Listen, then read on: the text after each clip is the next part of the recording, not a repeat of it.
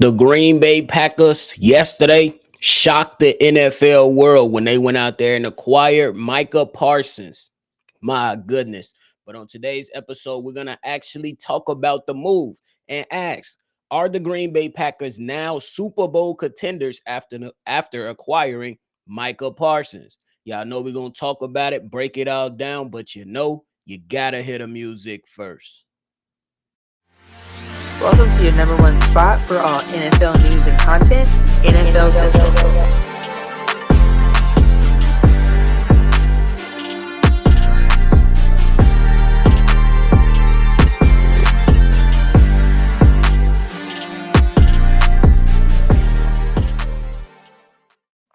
What's going on, ladies and gentlemen? Welcome back into another episode of NFL Central, your number one spot for everything NFL. I'm your host here, Bobby. So if you're tuned in, man, go ahead and hit that like button and subscribe to the channel. Yesterday, I did not expect Micah Parsons to be a Green Bay Packer. Y'all know what team I root for. Y'all know I love this league, though. So we got to talk about it and keep it objective. But man, I thought that there was some other teams that was out there that was going to go out there and be able to acquire Micah Parsons. From what it seems like from a number of outlets is that the Green Bay Packers really did not field any other options. They went straight to the Green Bay Packers and wanted to go out there and get a guy like Kenny Clark, and then they acquired also 2 first-round picks. And I ain't even gonna lie to you, they kind of shortchanged themselves. They kind of shortchanged themselves when they went out there and just said, give us 2 firsts and Kenny Clark. Me personally, it could have been something in the line of 2 firsts, a 4th, and Kenny Clark for a guy like Micah Parsons, who's only 26 years old. Yes, the Green Bay Packers had to fit and cover the bill for Micah Parsons at now $47 million per year. But hey, I still feel like at the age of 26 years old, you could have definitely still gotten something out of Micah Parsons, who has not had less than 12 sacks since he entered the NFL. But the question for today's episode is, are the Green Bay Packers now Super Bowl contenders after acquiring Micah Parsons? Got to keep it G with you. I think there's some type of, yes, we got to keep it real. They could very well compete to make it to the Super Bowl, at least out of the NFC. Obviously, when you talk about, Super Bowl contenders, you got to look at those people or those teams per se. In the AFC side, your Kansas City Chiefs, your Baltimore Ravens, your Cincinnati Bengals, your Buffalo Bills, so on and so forth. But in the NFC, they very well are in the thick of things. You know what I'm saying? Because if we look at the NFC South, do we say the Tampa Bay Buccaneers are ready to make that and be Super Bowl contenders? Probably. You got to give some love there. They won their division for the last 3 seasons, and they have improved their team this offseason. When you look at the Eagles, the Rams, the Commanders, the Detroit Lions still may be in the thick of things, even though I think they might take a step back. That's the Detroit Lions I'm talking about. I think that they might take a step back simply because the loss of Ragnow from the offensive lineman, some guys that also left the offensive line, and then the losses of guys like Aaron Glenn, defensive coordinator, who was there for them, and Ben Johnson, who moved on to Chicago, who was the offensive coordinator over there. I still think that team is very well talented, but I also believe that there could be a possibility that they take a step back. Now, for the Green Bay Packers, you look at the situation and you say, hey, Micah Parsons going to Green Bay, the youngest team in the NFL, they very well just got themselves a pass rusher that can wreck games. It ain't too many game wreckers around the NFL. When you think game wrecker, you think of a Nick Bosa, you think of a Myles Garrett, you think of a TJ Watt, you think of a Chris Jones, guys that can completely just transform a game to force a head coach or offensive coordinator to just toss out the damn game plan and have to adjust on the fly. For Micah Parsons, that's what is very well real when it comes to game planning for a guy like Micah Parsons. Micah Parsons, some of the things that I'm really looking into as a guy that's going to face this team twice this season because they're a division rival of mine, and I got to keep it G. Hey, there's some things you got to be concerned about when facing that Packers defense now. Now you have Micah Parsons. You add on that to Rashawn Gary. Lucas Van Ness is a guy who really was brought into Green Bay as a person who could go out there and potentially bring something to that pass rush, has not necessarily lived up to the hype or the expectations. So that's why you go get a guy like Micah Parsons, which may be in the benefit of the Green Bay Packers, and a guy like Lucas Van Ness. Now you're not a starter. Now you come in as a rotational piece, a little bit more energized, a little bit more ready to go. And now you should be able to be a little bit more fresher to rush the passer more efficiently than you have done in years past as a starter if you're Lucas Van Ness. And then we talk about the linebacker position at Edrin Cooper, who's a really good linebacker over there in Green Bay. We cannot knock him for that. And we cannot knock that defense because they have a lot of good, young, talented players. You know what I'm saying? We even talking about Xavier McKinney on the back end for that safety spot, who is one of the better safeties in this league. And that's some really good pieces to have on the defense. Now, I do have some concerns when it comes to the makeup of the Green Bay Packers. Like we talked about those good defenders. You can also point to Jordan Love being good, and you can also point to Josh Jacobs being good. But I still have some questions in regards to Jordan Love. Not even going to hold you. I have some concerns regarding Jordan Love and if Jordan Love can actually be great. If you want to win a championship, you have to have moments to where you can be great, not just good, especially if you're going to match up against one of those teams in the AFC, like a Baltimore Ravens, Kansas City Chiefs, or Buffalo Bills. Hell, even a Cincinnati Bengals with Joe Burrow. Can Jordan Love be great when necessary? Then you talk about the wide receiver group. It's another concern for me. I understand that they went out there and got themselves Matthew Golden, but as a rookie, will he be that guy to where you can say he's a legit number one, he's a nightmare matchup, and he can execute when we need him? Because for the last few seasons, we heard that the Green Bay Packers have had a number of wide receivers, right? We've heard that they had a number of wide receivers. We're talking about Romeo Doubs. We're talking about Christian Watson. We're talking about Jaden Reed. All guys who are talented wide receivers, but yet still has had the Green Bay Packers leading the league in drops because of their youth, their youth, and then just not being able to execute. And Christian Watson has been dealing with a number of injuries since he entered this league. We're talking about hamstring and knee injuries that he has taken on, and Romeo Doubs, to where it seems like he wanted some type of money, or he wanted clarity on his role, and that was a little bit of a flux. You know what I'm saying? Or, you know what I'm saying? Some type of disconnect between himself and the organization about his role. The same thing can be said about Jaden Reed, who, after Matthew Golden was drafted in this year's draft, had a sit down with the organization to define his role and what it will look like for the Green Bay Packers this upcoming season. So while we look at the Green Bay Packers to say the defense is set, you got Micah Parsons, Rashawn Gary, Edrin Cooper, and Xavier McKinney, you still look at the offense and say, hey, can Jordan Love be great?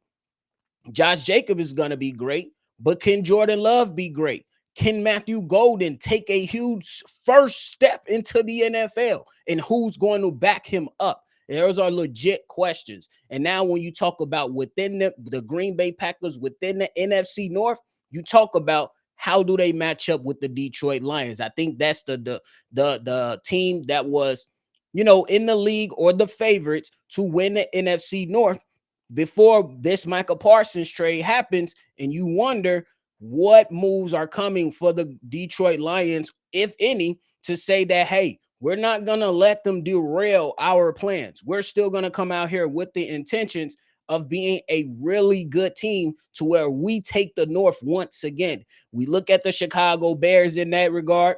We see that Ben Johnson is over there. We know that he was a genius in calling plays for Detroit, but now he's a head coach, not only an offensive coordinator. So the challenges are still there for Ben Johnson to see, hey, can you still call plays to that level that you did in Detroit? And now adding on responsibility, can you be a really good head coach? We're going to see how that all pans out.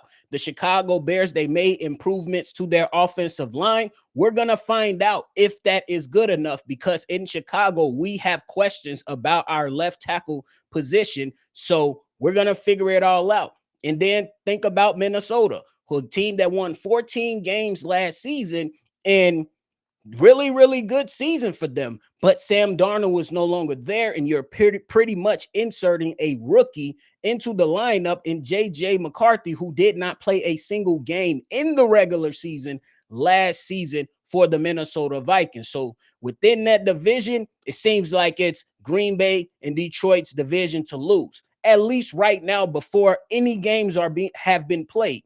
So I think it's interesting to really, really look at that, look at the Green Bay Packers within the division, simply because that move to go get Micah Parsons is to say, we want a championship. That's the move that you make. The Chicago Bears did not make that move. The Minnesota Vikings did not make that move.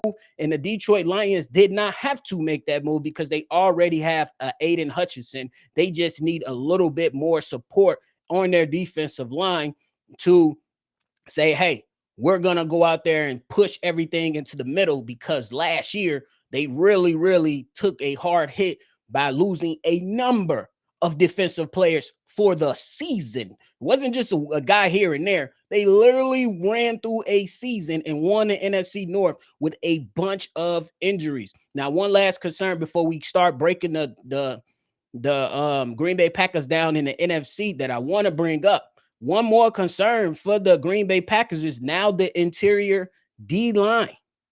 The interior D line. I understand y'all can rush from the edges, but how does the interior D line stack up? Because Kenny Clark used to wreak havoc within the NFC North from the interior in run stoppage and pass rushing. That is a big loss, in my opinion. And who's going to fill the void? It's a legit question that we have to ask ourselves. I'm pretty sure the Green Bay Packers are going to figure it all out, or at least attempt to, simply because when Micah Parsons is on the table, you do what you say, we'll figure out that stuff on the back end. But I'm still going to have some concerns about the interior D line of the Green Bay Packers to see if that is something that becomes a problem throughout the season when they made this move to say, hey, we're going for a Super Bowl. Now, if you compare the Green Bay Packers with other teams in the NFC, I got them listed at fourth. I have the Green Bay Packers as Super Bowl contenders listed at fourth, because I'm going to go with the Eagles before them. I'm going to go with the Rams before them. I'm going to go with the Commanders before them. And the reason I'm going with the Eagles, I think that the Eagles is probably at the top of the list of most complete teams in the NFL. Nothing else needs to be said. And when we talk about running the rock through the A gap and the B gap, the Green Bay Packers, they don't have that interior D lineman that teams are going to fear anymore. And we have seen with the Eagles, they have experience playing against Micah Parsons to the point to where they believe that a Lane Johnson or their left tackle can go out there and run towards Micah Parsons, and they will win that matchup. So we'll see what's up with that. With the Los Angeles Rams, I believe that they have the better coach, the better quarterback, and a younger defense that is better. That's how I'm looking at it right now. I believe Jared Verse has come within his own, and I believe a lot of those young players around with another year under their belt, they are going to be really, really good. Plus, the offense has more legit pass catchers than the Green Bay Packers. When you talk about the Washington Commanders, I think that we can have a legit argument to say, hey, is it Jordan Love or Jaden Daniels? However you want to go with it, I'm not necessarily mad at it, but I think it is a good cause for a discussion to discuss who's better at the quarterback position. You go with the running back, maybe you give it you're going to give the nod to a Josh Jacobs. But then when you talk about pass catchers and weapons on the offensive side, you give the nod to the Commanders, in my personal opinion, because you got Terry, you got Debo, and then you got some other help in Ertz and all those other guys on the offensive side of the ball. The biggest question for the Commanders is, did they do enough for the offensive line? But they did bring in Laramie Tunsil, which is a huge thing to bring in. Now at 4, we talk about the Green Bay Packers, and I have them lined up next to the Detroit Lions as contenders for the NFC. For the NFC, and the Packers and the Detroit Lions. We look at the offensive line. I think as of today, the Detroit Lions have the better offensive line. They have a two-headed monster at running back, and they have the more dependable wide receivers on that. What keeps both teams locked in is that I think that the Green Bay Packers might have the better defense now. I think that's why I have them locked in lockstep with one another for either fourth or fifth coming out of the NFC. And I want to throw this in there to not forget about the Tampa Bay Buccaneers. We cannot forget about the Tampa Bay Buccaneers when it comes to Super Bowl contenders out of the NFC. Not even gonna hold you. These guys might be actually stuck and be in lockstep with the Packers and the Detroit Lions if we're keeping it a buck. Baker Mayfield is a proven quarterback, and he's really, really good. You got Mike Evans, Chris Godwin, and now rookie Emeka Egbuka, who I think is going to be really, really good. And then they have Bucky Irvin, who's a solid running back who's only ascending. And that defense with Ty Bowles, I think they have some things that they can work with. The strength of that defense will be the interior pass rush. That's something that the Green Bay Packers don't have right now. They're fast and good on the edges, but they're lacking in the interior pass rush. So just to revisit and go ahead and say Super Bowl contenders, when it comes down to this, I got the Eagles, the Rams, Commanders, and all tied for fourth. Lions, Packers, Bucks. That's how the Super Bowl contender lineup matches up for me. Let me know how it matches up and lines up for you. Again, when it comes to Super Bowl contenders out of the NFC, I have the Eagles, the Rams, the Commanders, and tied for fourth to where it can go either way. I have the Packers, the Lions, and the Tampa Bay Buccaneers as all contenders in the NFC. Let me know how y'all feel about it. Let me know your thoughts on it. I think that's the way that it should be. I think that's the way it go before games are played. Obviously, we're going to have to see how teams start off, how teams get through the season, if injuries are going to be a thing, if something else is going to happen with teams making some type of move. We shall see. We shall find out. So that is it. That is it, y'all. I appreciate y'all, man, because that is it for me today. Y'all go ahead and make sure y'all go ahead and hit that like button and subscribe to the channel, man. The NFL season is rolling. We are literally days away from the first NFL regular season game for popping off. And y'all know we're going to be right here constantly pushing out the content on NFL Central because we want to go ahead and make sure we grab that number one spot. So I appreciate y'all. Thank y'all so much. Make sure you go ahead and do what you got to do. Always love football. And y'all already know. I'm going to catch y'all on the next one for sure. This has been a presentation of the Breaks